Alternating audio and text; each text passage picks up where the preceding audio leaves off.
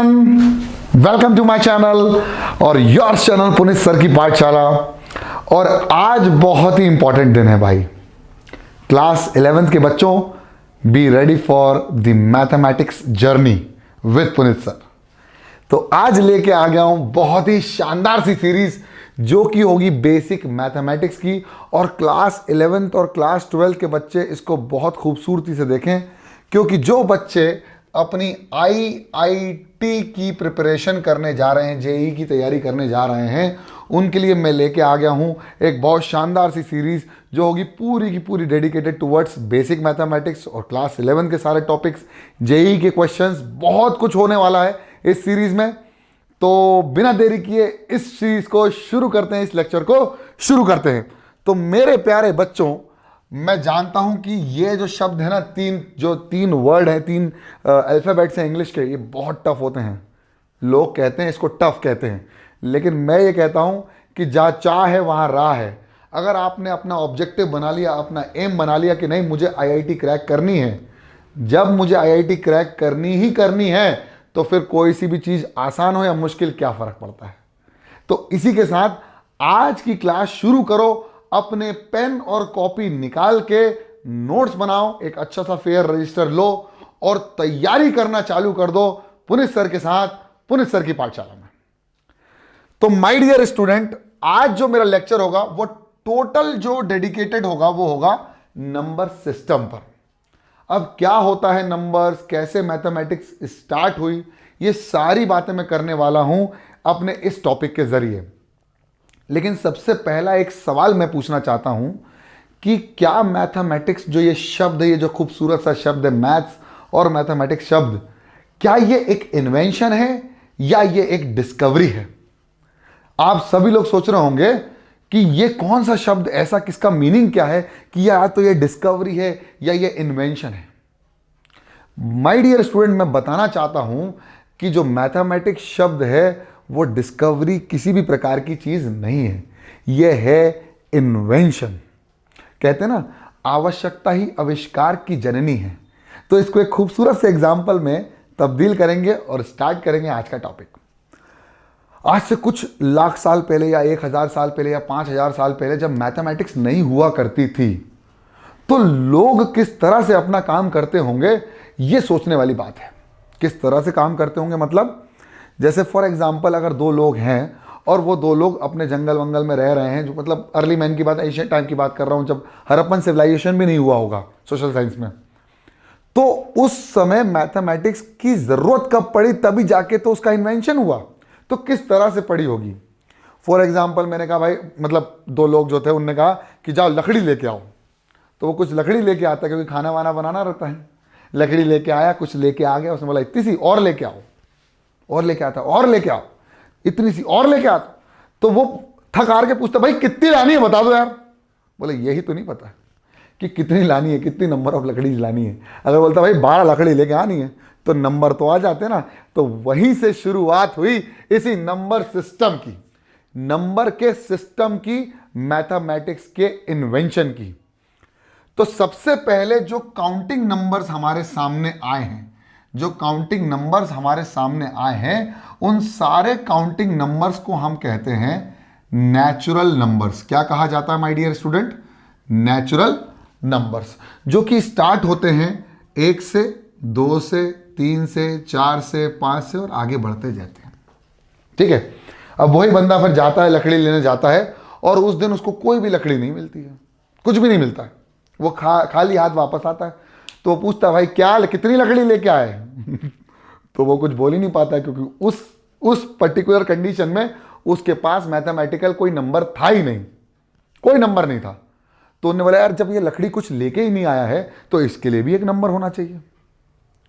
सोचा उन्होंने कहा भाई एक नंबर और दे देते हैं।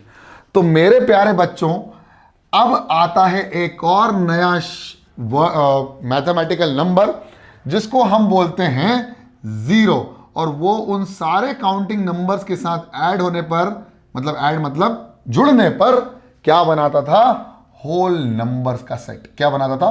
होल नंबर्स का सेट, यानी set of whole numbers. Whole numbers मतलब जो 0 से शुरू करें। नेचुरल नंबर जो काउंटिंग नंबर्स होते हैं जो 1 से स्टार्ट हों, तो सेट ऑफ होल नंबर्स काय से डिनोट किए जाते हैं? W से।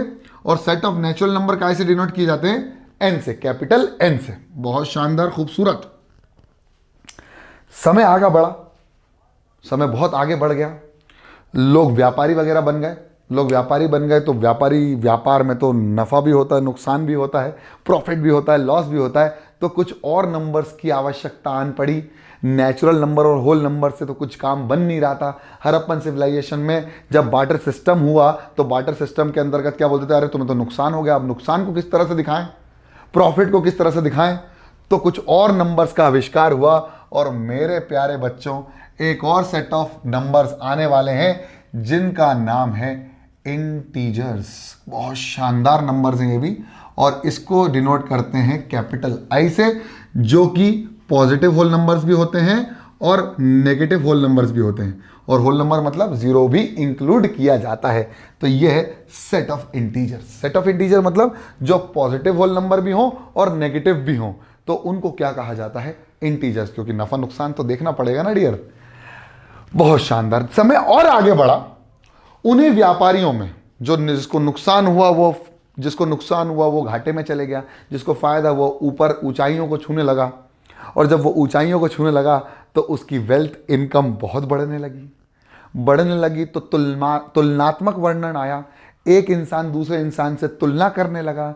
जब तुलना करने लगा तो उसकी जो वो जो नंबर्स थे, वो जो अमाउंट था, उन नंबर्स का तुलना जब होने लगी तो उन्हीं तुलनात्मक शब्दों से एक शब्द उठ के आया जिसका नाम था रेशो। क्या शब्द आया? रेशो। अब ये रेशो क्या होता है? रेशो होता है दो नंबर्स का एक दूसरे के साथ तुलनात्मक वर्णन। या मैं दो नंबर्स को डिवाइड कर दूं, फर्दर डिवाइड करते रहूं जब तक वो डिविजिबल पॉसिबल ना हो, तो मैं कह देता हूं वो नंबर रेशो में, मतलब 1/2, 3/4, ये सारे क्या है? रेशोज हैं। और जब तुलनात्मक वर्णन आया तो हमें एक नए शब्द या एक नए सिस्टम की जरूरत पड़ी, या एक नए टाइप के नंबर की जरूरत पड़ी, जिसका नाम था रैशनल नंबर्स। अब यार बच्चों, 8th क्लास से पढ़ते आ रहे हो इस रैशनल नंबर्स की डेफिनेशन। रैशनल नंबर क्या होता है? तो रैशनल नंबर क्या होता है, बिल्कुल ध्यान से आपको सबको पता है। ये जो सेट ऑफ रैशनल नंबर्स है ना, ये रैशनल नंबर की सब लोग एक बहुत खूबसूरत सी डेफिनेशन याद करके बैठे। पुनित सर ने याद करवाई है। अ number which can be represent, a number which can B represented in the form of P upon Q, where Q is not equal to 0 and P and Q are any integers। ये सब आप लोगों ने इस खूबसूरत सी definition को कितनी बार पढ़ा होगा? कितनी बार? 8th क्लास से पढ़ते आ रहे हो। जी हाँ, rational numbers are those number which can be represent in the form of P by Q, where Q is not equal to 0। Q की वैल्यू 0 के बराबर नहीं होगी, क्योंकि अगर किसी भी नंबर के नीचे अगर 0 आ जाता है तो वो क्वांटिटी मैथमेटिक्स में इन्फिनिटी नहीं, नॉट डिफाइंड हो जाती है। नॉट डिफाइंड मतलब जिसकी डिफिनिशन मैथमेटिक्स में अभी तक नहीं आई है। तो a number which can be represent in the form of P by Q, where Q is not equal to 0, where P and Q are any integer, Q except 0। मतलब क्यू, भैया क्यू की वैल्यू 0 के बराबर नहीं होना चाहिए, provided. तो ये जो रैशनल नंबर्स थे, इनको रिप्रेजेंट किया गया कैपिटल क्यू से। आप बोलोगे सर आर से क्यों नहीं किया? बताएंगे आर से क्यों नहीं किया। अब आपको एक बहुत अच्छे से 9th क्लास में आपने पढ़ा होगा कि जो रैशनल नंबर्स थे ना, इन रैशनल नंबर्स का कुछ डेसिमल एक्सपेंशन था। आपको याद होगा कि मान लीजिए रैशनल नंबर है 1/5, 1/2, 1/3। नहीं सर 1/3 मत करो अभी। एक काम करते हैं, 1/10 कर लेते हैं, या 7/10 कर लेते हैं, या 8/20 कर लेते हैं। ये जो सेट ऑफ रैशनल नंबर्स मैंने लिखे हैं ना, इनकी एक खूबसूरत सी कैटेगरी थी। आपने क्लास 9 में पढ़ा। अभी आप सब लोग बोलने भी लग गए होंगे, अरे भाई 11th क्लास में आ गए, इतना तो पता ही होना चाहिए। कोई बात नहीं, मैं बता दूंगा अगर नहीं भी पता है तो। बेसिक मैथमेटिक्स क्यों चल रही है, मैं बताने आया हूं ना भाई, जो तुम भूल चुके हो। और कुछ ऐसे सेट ऑफ रैशनल नंबर्स थे जो कि थे 1/2, 1/3, 3/9 जो कि 1/3 एक्चुअली 1/9, 2/9, 1/7, 1/11, ये सारे सेट ऑफ रैशनल नंबर्स थे ना, ये जो p बाई क्यू के फॉर्म में है, ये एक अलग कैटेगरी अपने आप में रखते हैं। अब आप अगर इन दोनों रैशनल नंबर्स की तुलनात्मक वर्णन करो तो इस प्रकार के रैशनल नंबर, ये जो टाइप है, इनका अगर आप डेसिमल एक्सपेंशन निकालने जाओ, क्या निकालने जाओ? डेसिमल। अभी है ना, लिखना मत, मैं बता रहा हूं आप लोगों को, लिखना मत, अभी बस समझते चलो क्या है, फिर मैं टाइम दे दूंगा आपको, आप वीडियो पॉज करके लिख भी सकते हो, कोई दिक्कत वाली बात नहीं है। डेसिमल एक्सपेंशन करने पर एक चीज समझ में आई कि they are terminating decimal expansion. कौन से हैं? Terminating decimal expansions. ये सारे कैसे हैं? Terminating decimal expansion. अभी समझाऊंगा टर्मिनेटिंग क्या होता है। टर्मिनेटिंग मतलब जब इनको डिवाइड करा गया तो पॉइंट लगाया 0, 5 to the 10 और ये रैशनल नंबर्स क्या हो गए? खत्म। मतलब इनका जो डेसिमल एक्सपेंशन था वो आगे ना बढ़कर एंड हो गया, जिसका कोई एंडिंग पॉइंट हो। इन रैशनल नंबर्स का एंड पॉइंट हुआ करता था, जो डेसिमल एक्सपेंशन है ना, उनका एंड पॉइंट हुआ था। तो इसका एंडिंग पॉइंट होने के कारण इस टर्मिनेट का मतलब क्या होता है? टर्मिनेट का मतलब होता है जो खत्म हो जाता है, और जो खत्म हो गया उसको बोलेंगे terminating decimal expansion, ending point होता है। अभी शानदार बात यह समझ में आएगी, जब हम 1/3 को डिवाइड करते थे, यानी 1 को डिवाइड किया जाता था 3 से, तो पॉइंट लगा के 0, 3 3 9, कितना बचा 1, फिर पॉइंट लगाया, 3 3 9, कितना बचा 1, फिर पॉइंट लगाया, 3 3 9।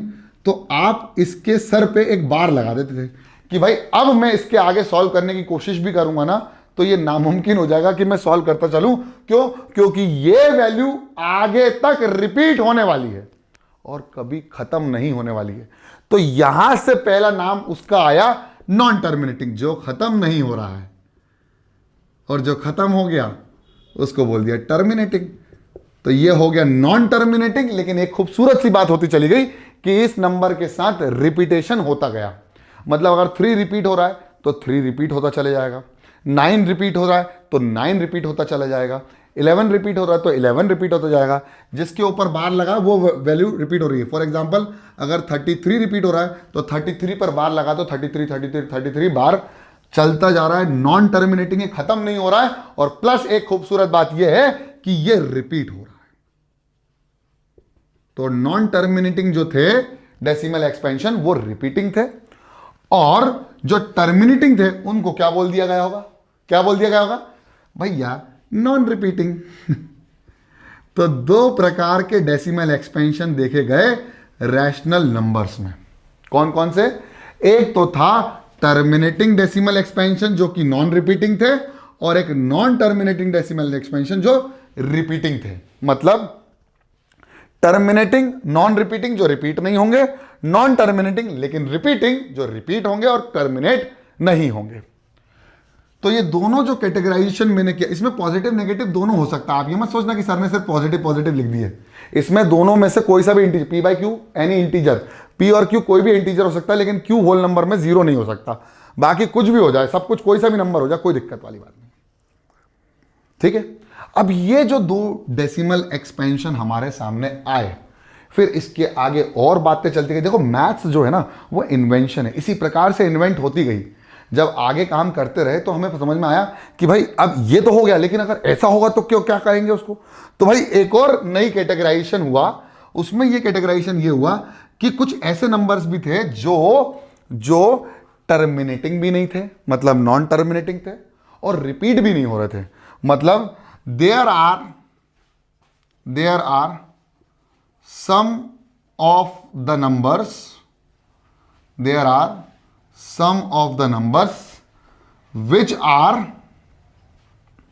which are एक तो नॉन रिपीटिंग थे, नॉन टर्मिनेटिंग थे, sorry which are non terminating.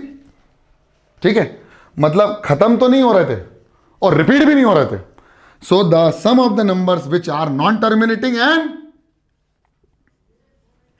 Non repeating, मतलब कुछ ऐसे नंबर्स या कुछ ऐसे डेसिमल एक्सपेंशन जो ना टर्मिनेट हो ना रिपीट हो, ना टर्मिनेट हो ना रिपीट हो। जैसे 1.50500 5000 और ये आगे बढ़ता चला है 500000 सो ऑन। तो ऐसे डेसिमल एक्सपेंशन को एक नई कैटेगरी के थ्रू रखना था। अब ये रैशनल नंबर तक तो आ गए, ये हमको समझ में आ गया, लेकिन इसके बाद हम इनकी कैटेगरीज नहीं कर पाए, तो इनने कहा इनको अलग कैटेगरी दे दो।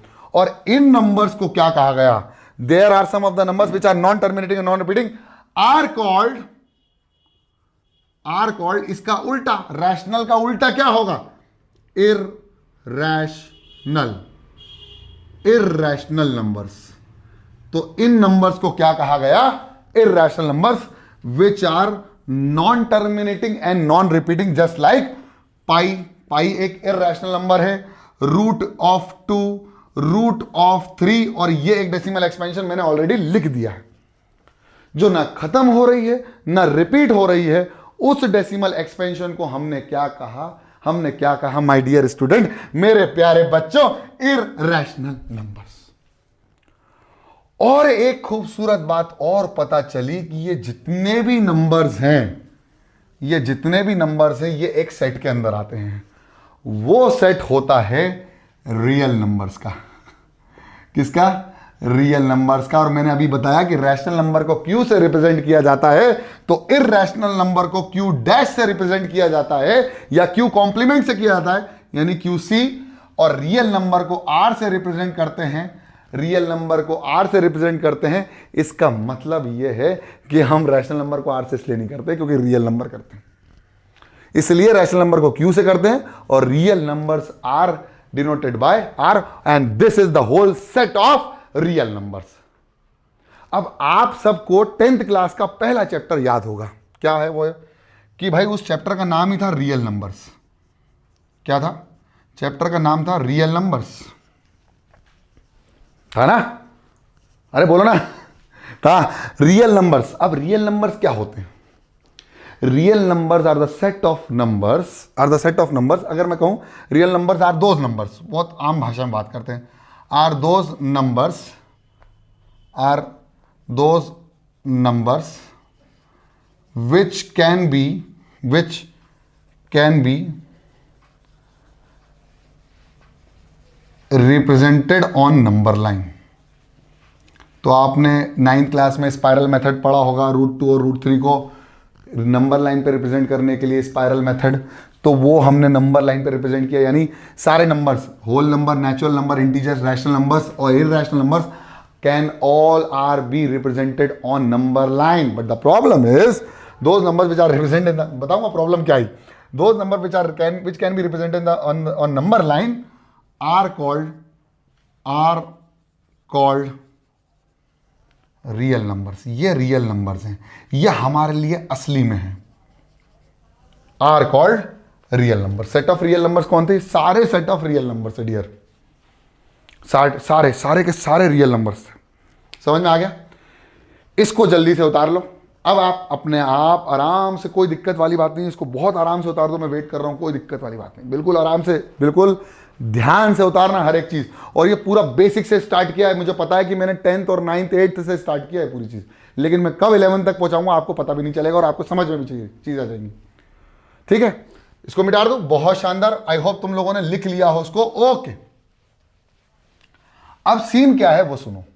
सेट ऑफ रियल नंबर्स तो समझ में आ गया, जिसको हम काय से रिप्रेजेंट करते हैं? आर से रिप्रेजेंट करते हैं, और विच can be represented on number line. तो ये नंबर लाइन ज्योमेट्री भी तो देख लें इसकी, ज्योमेट्री क्या चीज है। अभी हम देखेंगे मॉड्यूलस वगैरह, हम सब पढ़ेंगे। आज का एम हमारा ये है, क्या है गोल, एम क्या है हमारा? नंबर सिस्टम को अच्छे से समझ लेना। अगर नंबर सिस्टम समझ में आ गया तो भाई फिर तो आसमान छू लेंगे अपन। क्यों सर? यही तो बेसिक है, नंबर से तो स्टार्ट हुई थी मैथमेटिक्स। चलो बहुत शानदार। अब नंबर लाइन भी समझ लेते कि नंबर लाइन है क्या, है किस चिड़िया का नाम। तो भाई नंबर लाइन एक लाइन है जिसपे सारे रियल नंबर लाए करते हैं। अब आप बोलोगे इसको वो ये दिखते कैसे? 0 1 2 3 4 5 अप टू प्लस इन्फिनिटी, और यहां से -1 -2 -3 -4 -5 से लेकर -इन्फिनिटी तक। ये नंबर लाइन इतनी अनलिमिटेड है, इतनी अनलिमिटेड है कि तो हम विचार भी नहीं कर पाओगे, इतनी अनलिमिटेड है। और एक चीज और, अब किसी ने बोला सर आप तो कह रहे थे सर 1/2 एक रैशनल नंबर है जो कि रियल नंबर है, तो ये इस पे आ जाना चाहिए, लेकिन यहां तो 1 2 3 4 दिख रहे हैं। आप सबको पता है कि 1 और 2 के 0 और 1 के बीच में 1/2 आता है कि नहीं आता है। तो रैशनल नंबर्स जो हैं वो सारे नंबर लाइन पे हो सकते हैं, इर्रेशनल नंबर भी सारे नंबर। तो अब तक जितने भी हमने पढ़े वो सब रियल ही तो हैं, वो सारे नंबर्स इस नंबर लाइन पे आ सकते हैं। तो इसी नंबर लाइन पर अगर देखा जाए तो एक नोट बना के लिख लो, एक नोट बना के लिख लो, बिटवीन टू नंबर या between any two numbers on number line, between any two numbers on number line, between any two numbers on number line there are infinite many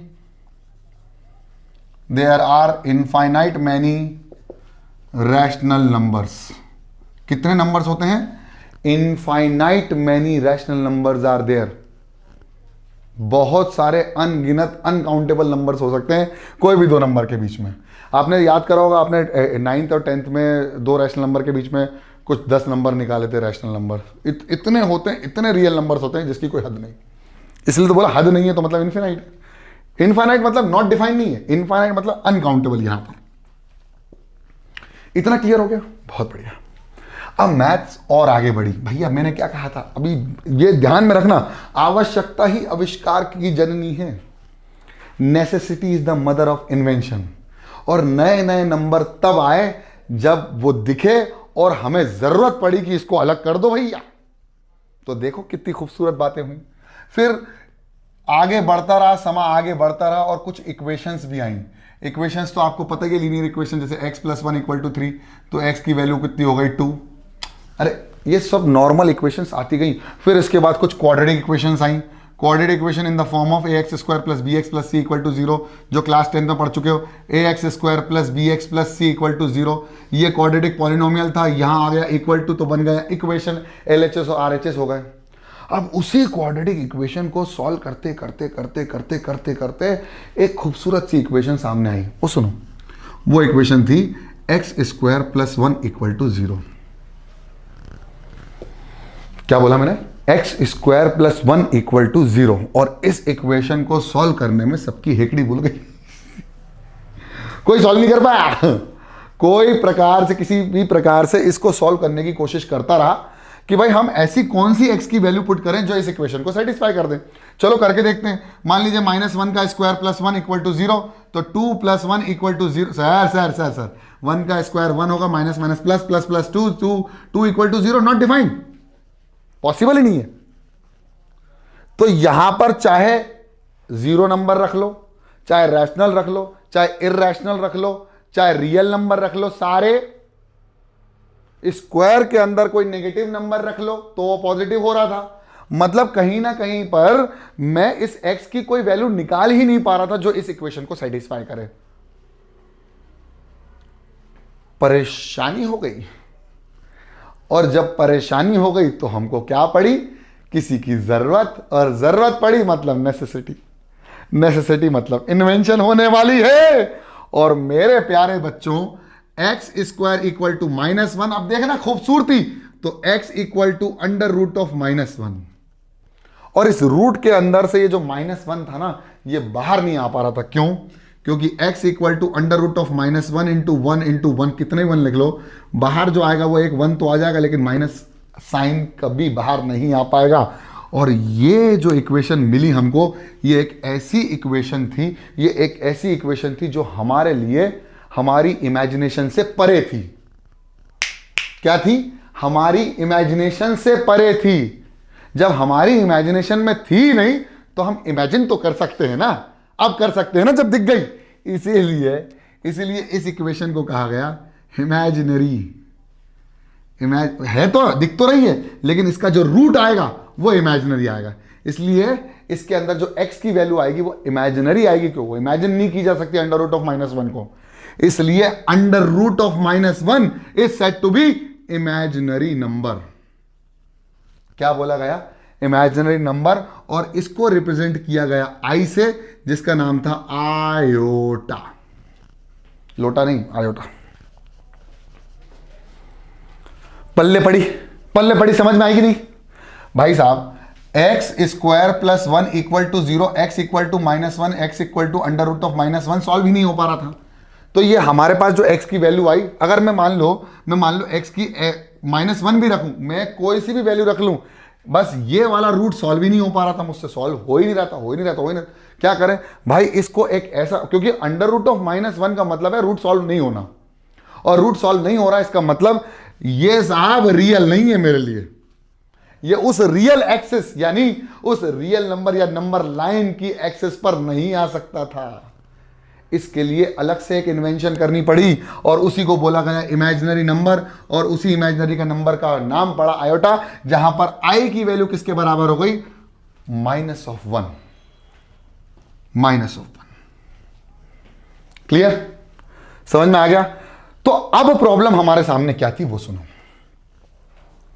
मैंने बताया मैथ्स हमारे लिए, मैथमेटिक्स जो है वो हम अपने हिसाब से उसको ढालते चले गए, हम अपने हिसाब से उसको बिल्ड करते चले गए, आगे बढ़ाते चले गए। अब सीन ये हुआ कि ये जो नंबर लाइन थी, ये नंबर लाइन सारे रियल नंबर्स को, सारे के सारे गामा को लेकर गाते चले, सारे के सारे रियल नंबर्स को लेकर चल रही थी। बट द प्रॉब्लम इज, ये जो इमेजिनरी नंबर आया था ना, इसके साथ ये खेल ही नहीं पा रही थी। भाई कहां जगह दूं इस अंडर रूट ऑफ -1 को? इसमें प्रॉब्लम है ना। तो प्रॉब्लम का सॉल्यूशन क्या है? प्रॉब्लम का सॉल्यूशन क्या है? प्रॉब्लम का सॉल्यूशन है कि इन्वेंशन कर दो एक नए नंबर की, एक नए नंबर की इन्वेंशन कर दो। वही नंबर क्या था? आयोटा। उसको क्या बोला गया? Imaginary number. और भाई साहब अब हम इस रियल या इस नंबर लाइन पे जो कि रियल नंबर से भरी पड़ी है, उसका एक नया नाम देने वाले थे, जिसको हम बोलते हैं रियल एक्सिस। क्या बोलते हैं? Real axis. अब प्रॉब्लम यह थी कि मैं इस आयोटा का ग्राफिकल रिप्रेजेंटेशन कैसे करूं, कैसे इसको ग्राफिकली रिप्रेजेंट कर डालूं। तो ग्राफिकली रिप्रेजेंट करने के लिए हमको फिर इमेजिनेशन दोहराना पड़ी, और हमने माना कि भैया यहां तो नहीं कर सकते, यहां तो नहीं कर सकते, तो क्या करेंगे? यहां तो नहीं कर सकते तो कहां करेंगे भाई डियर? तो भाई साहब एक काम करो, इसके परपेंडिकुलर, अब ये वाई एक्सिस नहीं है, ध्यान रखना, ये एक्स एक्सिस नहीं है, ये रियल एक्सिस है। क्या है? ये एक रियल एक्सिस है, और ये जो एक्सिस बनी इसको बोला गया इमेजिनरी एक्सिस। क्या बोला गया? Imaginary axis. ये वैसे ही काम कर रही है जैसे वाई है, हमने बस इमेजिनरी एक्सिस इसके परपेंडिकुलर ड्रॉ कर ली। किसके? रियल एक्सिस के, जिसको हम नंबर लाइन बोल रहे थे, जिसमें सारे नंबर रियल नंबर थे, जिसको हम नंबर लाइन ही बोल रहे थे। इसका नाम नंबर लाइन ही है, क्योंकि इसमें सारे रियल नंबर हैं। लेकिन ये जो नंबर लाइन बनी वो किस नंबर्स के लिए बनी? वो केवल इमेजिनरी नंबर्स के लिए बनी। अब सोच के देखो कि अंडर रूट में अगर कोई नंबर -9 है, सॉल्व कैसे होगा? आप बोलोगे सर 3 बाहर निकाल लो। तो भैया -9 कैसे बाहर निकलेगा? एक 1 तो बच जाएगा ना। तो अंडर रूट ऑफ -1 × 3 × 3, एक 3 बाहर आ गया, पेयर अंडर रूट ऑफ -1 अभी बच गया। तो अब ये 3√1 को क्या बोलूंगा मैं? 3 आयोटा नहीं बोल सकता डियर। तो इसी नंबर को मैंने बोल दिया 3 आयोटा। क्या बोला? 3 आयोटा। मैंने कह दिया अंडर रूट ऑफ -4 की वैल्यू कितनी होगी? बता, सोच के बता। 4 आयोटा होगी? नहीं सर, 2 आयोटा होगी। देखो अंडर रूट ऑफ 4 को लिख सकते हैं 2 × 2 × -1, 2 बाहर, 2 अंडर रूट ऑफ -1 को क्या लिख सकते हैं? आयोटा। Sir 2 iota. तो इसी एक्सिस पर मैंने बना दिए 0 से 1 2 3 4 -1 -2 -3 -4। तो ये आया था iota, 2 iota, 3 iota, 4 iota, minus iota, -2 iota, -3 iota. Sir आप बोलोगे कैसे माइनस कैसे आया? Minus of under root of -9। अब इसको सॉल्व करो। सर माइनस अंदर चले, अंदर नहीं जाएगा। माइनस अंडर रूट ऑफ 3 × 3 × -1, 3 बाहर, -3 अंडर रूट -1, -3 आयोटा। तो हमने इस इमेजिनरी एक्सिस पर अपने आयोटा वाली लाइनें बिछा ली, जो कि इमेजिनरी एक्सिस थी। अरे आ रहा है कि नहीं समझ में? कोशिश तो कर रहा हूं मैं। आया? मेरे प्यारे बच्चों, इसी इमेजिनरी नंबर को हमने क्या बोल दिया था? Iota. 1 iota, 2 iota, 3 iota, -1 iota, -2 iota, -3 iota. और मेरे प्यारे बच्चों, मैंने इस पूरे आयोटा वाले सिस्टम को भी ग्राफिकली रिप्रेजेंट कर लिया ड्यू टू माय इन्वेंशन। समझ में आया? ठीक है, बहुत बढ़िया। इसको मिटा दूं, इसको मिटा दूं, बहुत शानदार। अब और चीजें आगे बढ़ेंगी। अब ये जो आयोटा वाला सिस्टम है ना, ये थोड़ा और आगे बढ़ेगा और मैं बताऊंगा कि किस तरह से हम किसी भी नंबर को ग्राफिकली रिप्रेजेंट करते हैं। आपको सबको पता है कि अगर मैं कहूं कि एक पॉइंट x इक्वल टू 1 है, तो x की वैल्यू 1 नंबर लाइन पर वन डायमेंशनली रिप्रेजेंट की जा सकती है। अभी बताता हूं। एक इमेजिनरी एक्सिस तो है ही। अब देखो, मान लीजिए मैंने कहा x इक्वल टू -1, ठीक है। तो मैंने कहा भाई ये एक नंबर लाइन है, मुझे तो पता ही है ये रियल एक्सिस है, इसको क्या बोलते हैं? Real axis. ठीक है सर, पता चल गया। अब यहां बीच में कौन आता है? 0, जो कि होल नंबर है, इंटीजर है। होल नंबर भी है, इंटीजर भी है, रैशनल नंबर भी है, नेचुरल नंबर नहीं है। अभी मैंने जो बनाया था ना गोला गोला गोला, उससे समझ में आती चीज़ें। ये हो गया 1, ये हो गया 2, ये हो गया 3, ये हो गया -1, ये हो गया -2, ये हो गया -3। अब मैं कह रहा हूं कि -1 को रिप्रेजेंट कर दो, तो एक रियल एक्सिस पर -1 यहां रिप्रेजेंट किया जाएगा। यानी ये एक वन डायमेंशनल क्वांटिटी लगेगी आपको। क्या? ये पॉइंट लगेगा जो वन डायमेंशन होगा। इसके एक ही डायमेंशन होंगे, है कि नहीं? अब मैंने कहा भैया यहां पर तो एक इमेजिनरी एक्सिस भी आ गई है। अब बताओ, अब ये इमेजिनरी एक्सिस के रिस्पेक्ट में कितने डायमेंशन पे काम कर रहा है? -1। अभी छोड़ दो उसको, चलो ठीक है। Iota, 2 iota, 3 iota, 4 iota, -iota, -2 iota, -3 iota. अब मैंने कहा भाई -3 आयोटा को रिप्रेजेंट कर दो जरा। तो -3 आयोटा को मैंने यहां रिप्रेजेंट कर दिया। क्या रिप्रेजेंट कर दिया मैंने? यहां पर। अब मैंने बोला भाई एक काम कर सकते हो क्या? अगर मैं किसी इमेजिनरी नंबर में एक रियल नंबर ऐड कर दूं तो वो कैसे रिप्रेजेंट होगा? भाई साहब क्वेश्चन होने लग गए। तो हमने कहा भाई 3 प्लस 4 आयोटा कैसे रिप्रेजेंट करोगे? 3 + 4 आयोटा।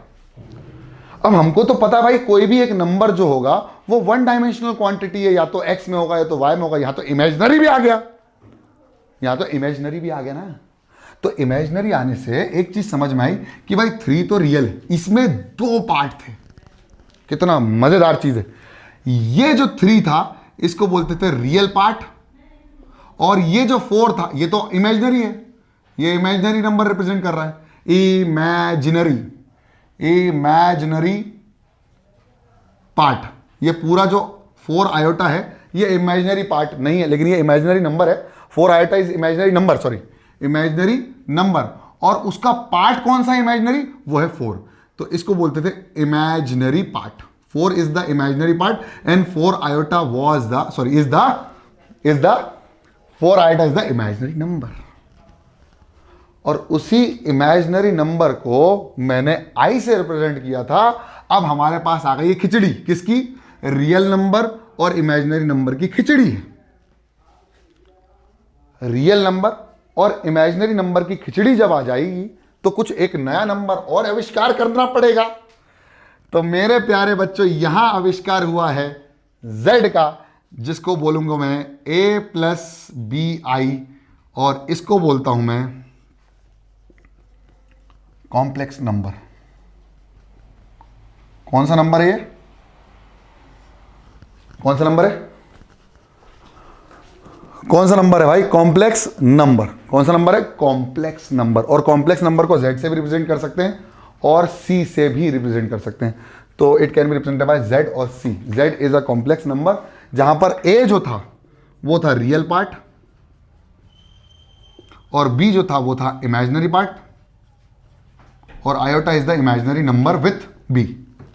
अब मैं बोलूं 7 - 4 आयोटा को रिप्रेजेंट कर दो, तो भाई 7 इधर जाओ, है ना, और माइनस इधर आओ 4 आयोटा में।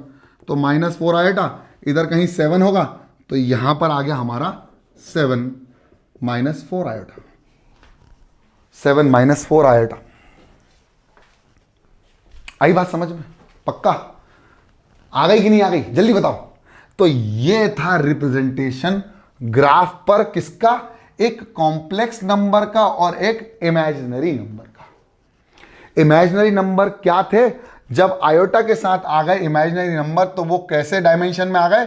2 डायमेंशन में आ गए। कितने डायमेंशन में आ गए? 2 डायमेंशन में आ गए। अब मैं कहूं सिर्फ एक रियल नंबर 4 जो है वो कितने डायमेंशन में काम कर रहा है? तो भाई इसको क्या मैं नहीं लिख सकता 4 + 0 आयोटा? तो क्या ये 2 डायमेंशन में नहीं होगा? होगा ना। तो मैं अगर पूछूं तुम लोगों से कि क्या 4 एक कॉम्प्लेक्स नंबर है, तो तुम क्या जवाब दोगे? क्या 4 एक कॉम्प्लेक्स नंबर है? क्या 4 एक कॉम्प्लेक्स नंबर है? हाँ या ना में उत्तर दो यार। z = 4 + 0 iota. Yes sir. इसके भी 2 पार्ट है, रियल पार्ट 4 है, इमेजिनरी पार्ट 0 है, इसलिए ये भी एक कॉम्प्लेक्स नंबर है। मिलजुल के तो बना है, लेकिन इमेजिनरी पार्ट 0 होने से इमेजिनरी पार्ट की वैल्यू नहीं है। तो सारे रियल नंबर कॉम्प्लेक्स नंबर हैं सारे इमेजिनरी नंबर कॉम्प्लेक्स नंबर है। आप बोलोगे सर इमेजिनरी नंबर कैसे? 4 आयोटा क्या एक कॉम्प्लेक्स नंबर है? आप जल्दी से रिप्रेजेंट कर दो उसको z के फॉर्म में। z = 0 + 4 iota. जहां पर a की वैल्यू 0 है, b की वैल्यू 4 है, आयोटा तो आयोटा ही है। आयोटा की वैल्यू कितनी? जल्दी बता। √(-1). आयोटा का स्क्वायर -1 हो जाता है एक्चुअली। क्या इतना समझ में आ गया सभी बच्चों को? पक्का? जल्दी बताओ। चलो अब कुछ बेसिक जानकारी आप हासिल कर लो, फिर ये वाला पूरा क्लियर हो गया। अगर नहीं हुआ तो कमेंट बॉक्स में लिख देना। बहुत शानदार। चलो इसको मिटा रहा हूं। अब कुछ बेसिक जानकारी मैं आपको दे देता हूं, जिसमें 2-3 चीजें हैं, जैसे रैशनल का सम कितना होगा, इरैशनल का सम कितना होगा, 2 इरैशनल नंबर प्लस होंगे तो कौन सा नंबर मिलेगा। ये सब बातें छोटी छोटी मगर मोटी बातें हैं। फिर हम बात कर लेंगे थोड़े और 2-3 नंबर्स की, even number, odd number, even integer, odd integer, prime number, composite number, सब पता है आपको, लेकिन मैं बताना चाहता हूं। ठीक है, तो शुरू करते हैं। ठीक है, शुरू करें। तो भाई एक बेसिक नोट आपके दिमाग में ये होना चाहिए भाई, rational numbers plus rational numbers. अगर 2 रैशनल नंबर को प्लस या माइनस करूं तो मेरे पास जो आंसर आएगा वो रैशनल आएगा। बोलो हाँ या ना। ये लिखते चलो, ये वाला इतना समझने की जरूरत नहीं है, सबको पता है। अब मैं कहूं एक रैशनल नंबर है और दूसरा भी रैशनल नंबर है, लेकिन उसको मल्टीप्लाई कर रहे हैं, तो rational multiplied by rational, answer क्या आएगा माय डियर? मेरे प्यारे बच्चों रैशनल ही आएगा। मैं कहूं रैशनल को रैशनल से डिवाइड कर दो तो आंसर क्या आएगा? Sir rational divided by rational provided. दूसरा वाला डिवाइड वाला 0 ना हो तो वो नॉट डिफाइंड हो जाएगा। तो रैशनल डिवाइडेड बाय रैशनल क्या आएगा? एक और रैशनल आएगा प्रोवाइडेड दूसरा वाला रैशनल नंबर जो डिवाइड हो रहा है डिनोमिनेटर में वो 0 नहीं होना चाहिए। फिर मैं कहूं इरैशनल, आपको इरैशनल की डेफिनेशन पता चल गई। उनका decimal expansion non terminating non repeating हो तो वो इरैशनल होते हैं, जो कि नंबर लाइन पर रिप्रेजेंट किए जा सकते हैं, π√3√2। ठीक है, चलो इरैशनल को अगर मैं प्लस करूं रैशनल से, अभी देखो खूबसूरती आ रही है, धीरे धीरे सारे कॉन्सेप्ट भी बिल्ड हो रहे हैं। इरैशनल को रैशनल से प्लस करूं तो क्या बनेगा? सर इरैशनल बनता है। चलिए बहुत बढ़िया, अच्छी बात है। कुछ गलती हो जाए तो मेरे को बता देना, कमेंट में लिख देना। और मैं कहूं कि इरैशनल को, अगर इरैशनल को मैं माइनस कर दूं रैशनल से तो भी क्या मिलेगा मुझे माय डियर? तो मुझे फिर भी इरैशनल मिलेगा, फिर भी दिल हिंदुस्तानी। बहुत बढ़िया। अगर मैं कहूं इरैशनल को मैं मल्टीप्लाई कर दूं रैशनल से तो मुझे क्या मिलेगा? तो भैया मेरे को अभी भी रैशनल ही इरैशनल ही मिलेगा, प्रोवाइडेड, बताता हूं, ये इरैशनल ही मिलेगा, लेकिन एक शर्त है, अगर ये रैशनल नंबर जो हुआ वो 0 हुआ तो मुझे क्या मिल सकता है? रैशनल मिलेगा। नहीं तो सारे नंबर्स को, अगर किसी भी रैशनल नंबर को मैं इरैशनल से मल्टीप्लाई करता हूं तो मुझे इरैशनल ही मिलेगा, प्रोवाइडेड क्या है? ये जो दूसरा वाला रैशनल नंबर, ये जो रैशनल नंबर है वो 0 नहीं होना चाहिए। यानी दिस रैशनल नंबर विल, क्यों सर, क्यों से रिप्रेजेंट करना? Q will not equal to 0, तभी जाके इरैशनल होगा। अच्छी बातें हैं सर, छोटी छोटी मगर मोटी बातें। इरैशनल डिवाइडेड बाय रैशनल, या रैशनल डिवाइडेड बाय इररेशनल, तो हमें इररेशनल मिलेगा। लेकिन अगर इररेशनल डिवाइडेड बाय रैशनल हुआ, प्रोवाइडेड जीरो ना हो, तो सारी चीजें इररेशनल हो जाएंगी। अब बात करते हैं irrational, irrational multiplied by irrational. Sir पक्का इररेशनल भाई साहब, पक्का इररेशनल नहीं होता। We can not say something like this, we can not say. क्यों नहीं कह सकते वो भी बता देता हूं भाई। √2 एक इररेशनल नंबर है, √2 को √2 से मल्टीप्लाई कर दो, आंसर 2 रैशनल हो जाता है। वहीं अगर √2 को √3 से मल्टीप्लाई कर दूं तो मुझे इररेशनल नंबर मिलता है, जो कि होगा √3 से करो ना सर, तो आएगा √6, जो कि एक इररेशनल नंबर है, रैशनल नहीं है। मतलब मैं नहीं कह सकता कि मेरा आंसर क्या आने वाला है। सेम चीज इररेशनल को प्लस करूं इररेशनल से तो भी नहीं कह सकता। इररेशनल जब ऐड करेंगे इररेशनल से तो भी हम नहीं कह सकते। एग्जाम्पल, √7 को प्लस कर दो -√7 से, तो आंसर कितना आएगा 0। ऐसे √7 को प्लस कर दो √7 से, तो आंसर कितना आएगा सर आंसर आएगा 2√7। तो दोनों केस में एक रैशनल है और एक इररेशनल है। तो हम नहीं कह सकते मेरे प्यारे बच्चों कि हमें क्या मिलने वाला है। समझ में आ गया? ऐसे ही मल्टीप्लाई में भी, ऐसे डिवाइड में भी है। बस बहुत सारी चीज़ें हैं जो आपको ये चीज़ समझनी थी, ये चीज़ आपके दिमाग में, जहन में बैठ जाना चाहिए। अब क्या आने वाला है वो सुन लो। अब ये तो इंपॉर्टेंट चीज़ें थी, क्योंकि मैं अगले लेक्चर में जो क्वेश्चन करवाऊंगा आप लोगों को, तो वो क्वेश्चन बहुत इंपॉर्टेंट है। मेरी पर्सनल वर्कशीट के क्वेश्चंस हैं, कुछ क्वेश्चंस मैंने निकाले हैं बुक से, किताबों से। तो आप लोगों को बिल्कुल दिमाग में बिठा के रखना है कि मैं क्या कर रहा हूं, और अभी जो मैं पढ़ा रहा हूं वो आगे चल के पूरा काम आने वाला है। अब हम बात करते हैं कुछ अलग अलग प्रकार के नेचुरल नंबर और इंटीजर्स की। सर बोलोगे सर नेचुरल नंबर और इंटीजर्स की? हाँ, कुछ डिफरेंट टाइप्स के इंटीजर्स और नेचुरल नंबर्स हमको मिले, जिसमें सबसे पहला था इवन नंबर्स। क्या था? Even number. आप सबको पता है इवन नंबर। फिर दूसरा होता है ऑड नंबर, तो आप सबको ये भी पता है कि ऑड नंबर आता है। फिर तीसरा आता है इवन इंटीजर, तीसरा आता है इवन इंटीजर।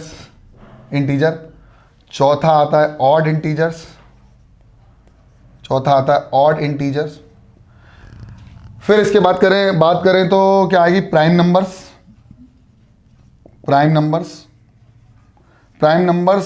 ऐसे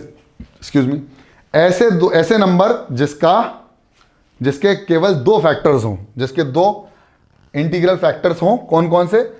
नंबर खुद, यानी नंबर इटसेल्फ, और 1 इसके अलावा कोई और फैक्टर बनता है तो वो प्राइम नंबर नहीं कहलाता है। फिर आता है कंपोजिट नंबर्स। कंपोजिट नंबर कौन से नंबर होंगे? कंपोजिट नंबर जिसके 2 से ज्यादा फैक्टर्स हों, तो वो कंपोजिट नंबर कहलाते हैं। सर 7th है twin prime number. Twin prime numbers are those number जो 2 प्राइम नंबर्स का द डिफरेंस ऑफ 2 प्राइम